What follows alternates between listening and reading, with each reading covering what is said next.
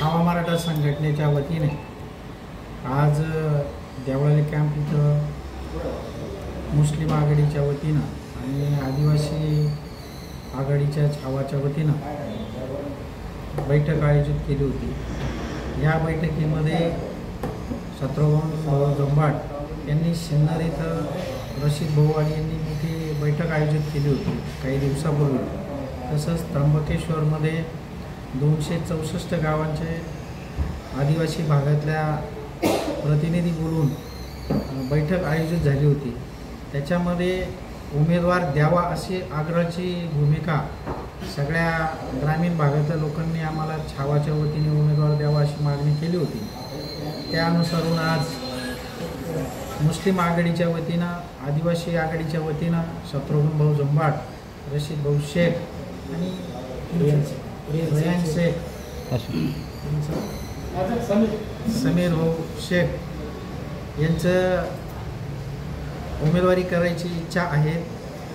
आम्ही मराठा समाजाच्या वतीनं आणि छावा संघटनेच्या वतीनं इतक्या दिवसापासून आमच्या संघ मराठा समाजाच्या चळवळीत काम करत असल्यामुळं यांच्या इच्छा पूर्ण व्हाव्यात आणि यांच्या मागण्या पूर्ण व्हाव्यात याच्यासाठी उमेदवारी देणं ही योग्य आहे असं आम्हाला संघटनेला वाटतं। म्हणून आम्ही यांना संधी देणार आहोत आणि जे कोणी आदिवासी असं मुस्लिम समाजाच्या आघाडीची उद्या बैठक होऊन परवा दिवशी सोमवारी फॉर्म भरण्यात येईल।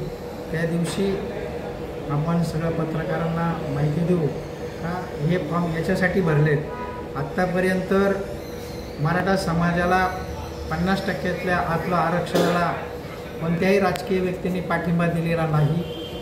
म्हणून मनोज भाऊ जरांगेंनी उमेदवार द्यायचं ठरवलं होतं, पण तयारी कमी असल्यामुळं आम्ही ते उमेदवार देणं थांबवलं होतं आणि विधानसभेला ताकदीने लढवायचं उमेदवार द्यायचे असंही ठराव झालेला होता।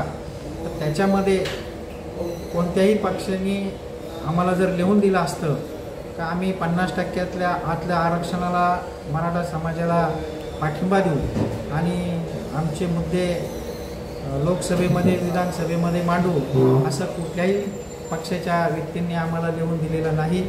म्हणून नाशिक जिल्ह्यामध्ये मी चळवळ सगळ्यात सुरुवातीपासून चळवळ मी मराठा छावा संघटनेच्या वतीनं करत आलेलो आहोत। म्हणून हे उमेदवार आम्ही घोषित करतो का आम्ही नाशिकमधून उमेदवार देणार आहोत आणि छावा मराठा संघटनेच्या कार्डावर मुस्लिम आघाडी आणि आदिवासी आघाडी, दलित आघाडी यांच्या वतीने उमेदवार डिक्लेअर करणार आहोत। आणि आज उमेदवारीची घोषणा बैठकीत झालेली आहे का ठामपणे आपण उमेदवार द्यायचा आहे हे याच्यावर आज ठाम ठरलेलं आहे।